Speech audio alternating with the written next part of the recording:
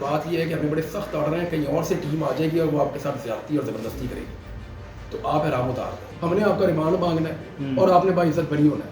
میں نے کہا کہ میں نے کیسے ہونا ہے؟ انہوں نے کہا سر کیس ہی کچھ نہیں ہے، آپ کو روکنا مقصد تھا، آپ نے روک لیا. ساری زندگی میاں نواز شریف نے جو کیا ہے کیا آپ اسی رستے پہ چلنا ہے؟ اس خاندان نے ایک لمحے کے لیے فرض کرے بد نیت بھاگ رہا ہوں، پھر بھی کیا حج پہ جاتے ہوئے آدمی کو احرام میں روک سکتا ہے؟ میرا وکیل ایک ہی بات کہہ رہا تھا، علی چیخ کے کہہ رہا تھا کہ بھائی یونیفارم والے کو لے کے آؤ، یونیفارم والے کو بلاؤ. یہ ہے کہ اس کے اندر بھیا بندہ بوائل کر سکتے ہیں، اتنی اس کے اندر بہت زیادہ. آپ کے بھائی چھوٹے ہیں وہ دہشت وکاس کے ساتھ بڑے گرم. وکاس بیچارہ جب اندر آیا تو میں نے اس کو دیکھ کے میں نے کہا تجھے کیا ہوا؟ اس نے کہا جی میرے ساتھ میں تو جنگ لڑ کے آیا ہوں اندر، یہ صحافیوں کے ساتھ ہو رہا تھا. اس نے کہا جی اب آپ یہ احرام اتار دیں. میں تو نہیں اتارتا ہوں. پھر انہوں نے مجھے بہت زیادہ کہنا شروع کر دیا، بندے اکٹھے کر دیے، احرام اتاریں گے احرام اتاریں گے. لیکن میں کیوں اتاروں گا؟ کہتے نہیں اس کے ساتھ آپ نہیں جا سکتے عدالت سے. میں نے کہا یار یہ کپڑے ہیں، میرے نبی نے ساری زندگی ایسے کپڑے پہنے دو چادروں کے ساتھ، تو میں نے کہا یار اسی میں آپ نے دفن ہونا ہوتا ہے، میں انہی کپڑوں میں جاؤں گا. انہوں نے پھر کہا کہ سر بات یہ ہے کہ ہمیں بڑے سخت آرڈر ہیں، کہیں اور سے ٹیم آ جائے گی اور وہ آپ کے ساتھ زیادتی اور زبردستی کرے گی تو آپ احرام اتار دیں. میں نے کہا یار یہ تو اچھی بات نہیں ہے. پھر انہوں نے مجھے بہت فورس کیا تو میں نے کہا جی میرے کپڑے منگوا دیں گھر سے، میں نے یہ آپ کے کپڑے نہیں پہننے.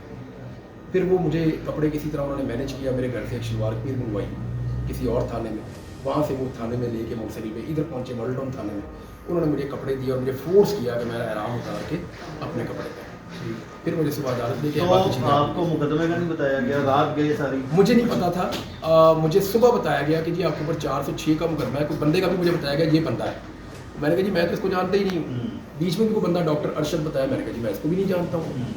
تو میں نے کہا آپ جانتے ہیں ان کو؟ تو وہ پولیس والا ہنسنا شروع ہو گیا، کہتا ہے سر آپ کو سب ہی پتہ ہے، آپ جانتے ہیں کہ یہ کیا ہو رہا ہے. اچھا پولیس والے کو کہانی ساری پتہ ہے؟ کہتا ہے جی اب اس نے میرے سے ایک لفظ انویسٹیگیشن کا نہیں کیا. میں نے کہا یار ایک دن کا ریمانڈ لینے کے باوجود میں نے کہا مجھ سے کوئی پوچھو تو صحیح، کوئی تو کام کر دو، تنخواہ ملتی ہے تمہیں؟ وہ کہتے ہیں سر ہمیں پتہ ہے ہمیں کس بات کی تنخواہ ملتی ہے، چھوڑ دیں آپ، ہمیں پتہ ہے سارا کچھ، ساری دنیا ہی جانتی ہے. ہم نے آپ کا ریمانڈ مانگنا ہے اور آپ نے باعزت بری ہونا ہے. میں نے کہا کہ میں نے کیسے ہونا ہے؟ انہوں نے کہا سر کیس ہی کچھ نہیں ہے، آپ کو روکنا مقصد تھا، آپ نے روک لیا. یہ گناہ ہمارے کھاتے پڑھنا تھا، پڑھ کے کھل کے بات کرتے تھے پولیس والے. انہوں نے کہا یہ گناہ اور یہ عذاب ہمارے سر پہ پڑنا تھا، یہ ہمارے سر پہ پڑ گیا ہے. آپ کو ہم نے روکنا تھا، یہ عذاب ہم نے لے لیا ہے. آپ نے جانا تھا، آپ نہیں جا پائے. لیکن وہ مجھے کہتے تھے بار بار پولیس والے، میں انہیں کہتا تھا اللہ آپ کی زبان مبارک کرے.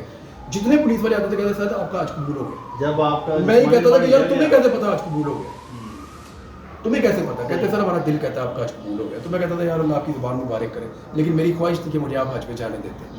تو یہ ساری ایپیسوڈ جب آپ کا جسمانی ریمانڈ لیا گیا تو پھر آپ واپس تھانے میں آئے تو پھر کوئی بات کی؟ ملا ہی نہیں کوئی مجھے اس کے بعد، کوئی بندہ کوئی نہیں، کوئی ایک لفظ نہیں پوچھا میرے سے. انہوں نے بھائی جس کا میں نے 2.5 کروڑ دینا ہے وہ آتا تو صحیح، وہ سامنے آتا. یعنی وہ اچھا وہ مریم نواز کا بعد میں پتا چلا مجھے عدالت میں کہ مریم نواز کا کوئی عہدیدار بھی ہے، پولنگ ایجنٹ بتا رہے، پولنگ ایجنٹ بھی رہا ہے اور اس حلقے میں کہیں کوئی یونین کونسل کا کوئی عہدیدار بھی رہا ہے.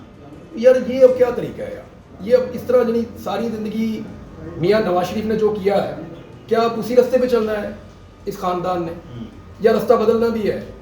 جو نواز شریف نے بدلے کی، انتقام کی، اب میں اس بار میں کچھ کہنا نہیں چاہتا، میں نہ کسی کو بدوا دینا چاہتا ہوں، لیکن انہوں نے آگ سے کھیلا، ان کو پتہ ہی نہیں ہے ان سے انہوں نے کیا کیا ہے. فرض کریں ایک لمحے کے لیے سوچ لیں کہ یار میں بدنیت تھا، میں بھاگ رہا ہوں.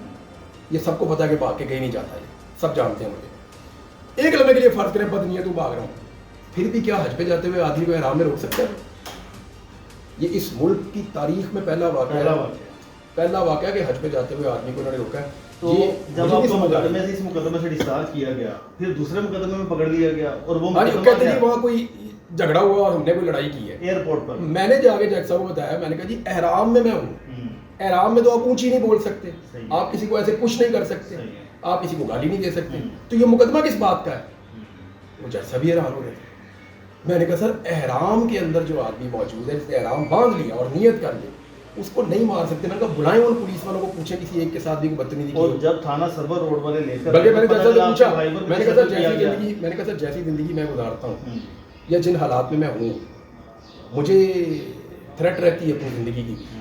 مجھے اسی سرکار نے بلٹ پروف گاڑی بھی دے کر دی ہے، سرکار نے دے کر دی ہے نا، میں تو نہیں خود سے لے سکتا، یہ سارا اس سرکار نے کیا تھا نا. اب میں یہ جاننا چاہتا ہوں کہ ایک ایسا آدمی جس کی اپنی لائف کو تھریٹ ہوتا ہے، اس کی گاڑی کو اگر اچانک سادہ کپڑوں میں نقاب پوش گھیر لیں تو اس کو کیا کرنا چاہیے؟ میں نے کہا فرض کریں سر میں احرام میں نہیں ہوتا और ये एयरपोर्ट नहीं होता, तो मुझे क्या अपने आप को बचाने के लिए शूटिंग नहीं करनी चाहिए थी, वापस मुझे जवाबी हमला नहीं करना चाहिए था, या गाड़ी उनके ऊपर नहीं चढ़ानी चाहिए थी कि ये कौन लोग हैं सिविलियंस। तो सर आप मेरी सिचुएशन भी समझें। मेरा वकील एक ही बात कह रहा था, अभी चीख के कह रहा था कि भाई यूनिफॉर्म वाले को लेके आओ, यूनिफॉर्म वाले को बुलाओ, ताकि हम किसी भरोसेमंद आदमी के हवाले करें। जब बख्तरबंद गाड़ी में आपको बिठाया गया, वो तो तंदूर था यार, वो बहुत वही वैसे मुझे पुलिस वालों पे ना सीरियस मुझे तरस आ रहा है, ये सारा दिन उस गाड़ी में रहते हैं जब ये आंसू गैस चलाते हैं, उस गाड़ी में इनका नीचे वाला धड़ होता है, वो बहुत वही उसके अंदर तो तंदूर है पीछे, इन्होंने मुझे अंदर घुसा दिया। ये साल का गर्म तरीन दिन था, 49 डिग्री टेम्परेचर, तो वो ट्रैवल तो छोटा ही था, लेकिन ये है कि उसके अंदर भैया बंदा बॉयल कर सकते हैं, इतनी उसके अंदर वो बख्तरबंद गाड़ी बहुत ज़्यादा। तो मैंने ये उसको कहते हैं APC। अब मैंने पूछा इसका मतलब क्या है, तो उसने बताया था आर्मर्ड APC प्रोटेक्शन। नहीं आर्मर्ड प्रिजन, नहीं प्रिजन नहीं है, प्रिजन नहीं है, मैंने एक और प्रोटेक्टेड और कैरियर तीसरा। मैंने एक और चीज़ भी वहाँ पर देखी कि जब आपको ले जाया गया दोबारा जब आप आए, तो आपके भाई पर भी तशद्दुद किया गया, सहाफ़ियों पर भी तशद्दुद किया गया, पता नहीं अदालत में आने से बड़ी रोका फ्रस्ट्रेशन गया। थी, बहुत फ्रस्ट्रेशन थी। मुझे ऐसे लग रहा था कि इनको सख्त ऑर्डर्स हैं कि किसी आदमी को बात ना करने दी जाए। उन्होंने कहा कि अगर आपने इनकी वीडियो बनाई तो आप पर मुकदमा होगा, यानी हमें कहा, शाकिर मान को, अरशद सबको ये शाकिर कहा। के साथ बड़ी बदतमीजी की, वो आपके भाई छोटे हैं, वो अरशद वकास के साथ बड़े गर्म। वकास बेचारा जब अंदर आया तो मैंने उसको देख के, मैंने कहा तुझे क्या हुआ? उसने कहा जी मेरे साथ, मैं तो जंग लड़ के आया हूँ अंदर, ये सहाफ़ियों के साथ हो रहा था। तो मैंने कहा तुम लोग साफ, कहते सर सहाफ़ी भी सब बराबर कर दिया इन्होंने, पुलिस बात ही नहीं सुनती थी, बाहर कर्फ्यू लगा हुआ था। फिर उसने जब वो मेरे जब ज़्यादा हमने देखा, जब हाथ से बहुत निकल गया मामला और उसने मारा, तो फिर मैंने जज साहब को कहा, मैंने फिर वहाँ ऊँची बात बोला थोड़ा सा, मैंने कहा जज साहब देखें इसने मारा है, इसे बोले मुझे मारा। मैं चल के चला गया, उसके बाद मैंने कहा मुझे आप मारो। फिर वो चीज़ें ठंडी हुई, पुलिस वाले भी ठंडे हुए, तो मैंने जज साहब ने फिर उन्हें कहा कि बुलाओ उनको, तो फिर थोड़ा सा माहौल बेहतर हुआ अदालत का, और उसके लिए जज साहब को बड़ी कोशिश करनी पड़ी। आज जब दूसरे मुकदमे से डिस्चार्ज हुए तो उसके बाद भी कुछ रिहाई में थोड़ी सी रुकावट आई, मैंने देखा कभी। मैं तो ये सोच रहा था कि शायद एक और मुकदमा, क्योंकि 3 ईदें 2 ईदें पहले मेरी ख़राब हो चुकी है, ये तीसरी दफ़ा थी बकरा ईद, तो मुझे लगा कि शायद खुदा न खास्ता दोबारा से फिर किसी और मुकदमे में उठा लेंगे। अच्छा तो नहीं लग रहा होता ना आपको, और इस दफ़ा मैं बहुत उदास भी था, यानी मेरे दिल में बार बार एक ही बात आ रही थी। अब तो आप लोग हैं सारे लोग, तो मैं कोई आपके साथ बात शेयर कर सकता हूँ ना। लॉकअप में जब आप बंद बैठे हुए हैं तो फिर आप सिर्फ सोचते हैं, और आपके दिमाग में बार बार हैमरिंग होती है, थोड़े चलते रहते हैं कि हज पे रोका, हज पे रोका, तो तकलीफ़ आपको होती रहती है कि हज पे जा रहा था, वो बेचारी मेरी बेगम फैमिली वो वहाँ से आए थे हज पे जाने के लिए इतनी नीयत करके, अब मैं महरूम हूँ तो मेरे बगैर तो वो जा नहीं सकती हज पे, वो लोग फिर वापस उनको जाना पड़ा। तो वो मुझे जो ये बातें बार बार मेरे दिमाग में आ रही थी, मुझे तकलीफ़ हो रही थी। आखिरी बात मुझे बताइएगा, जिन लोगों ने हज पर जाने से रोका, कंटेम्प्ट पिटीशन उसको चलाएंगे आप सुप्रीम इस्लामाबाद हाई कोर्ट में? कानून का दरवाज़ा मैं खटखटाऊंगा। जो 2 जाली मुकदमे बनाए गए मुझे हज पे जाने से रोकने के लिए, सही, वो दोनों जो मुकदमे हैं वो खारिज हो गए। सही। मैं ना अमाउंट की बात नहीं है, मैं इनको सजा देना चाहता हूँ। ठीक, मैं अभी अनाउंस करता हूँ, मैं ये पैसा आप सबके सामने वेलफेयर पे उसी वक्त खर्च कर दूंगा, ठीक, जहाँ आप लोग कहेंगे वहाँ खर्च कर दूंगा, ठीक। लेकिन इनसे निकलवाऊंगा। ठीक। इन्होंने ज़्यादती की है, ये हराम का पैसा नहीं है, इसलिए नहीं ले रहा इनसे कि मुझे ज़रूरत है उस पैसे की, मेरा अल्लाह मुझे बहुत दे देगा, लेकिन इनसे निकलवाऊंगा ताकि इनको शर्मिंदगी हो, इनसे निकलवाऊंगा और इनके सामने बांटूंगा और खैर के काम के लिए इंशाल्लाह खर्च करूंगा।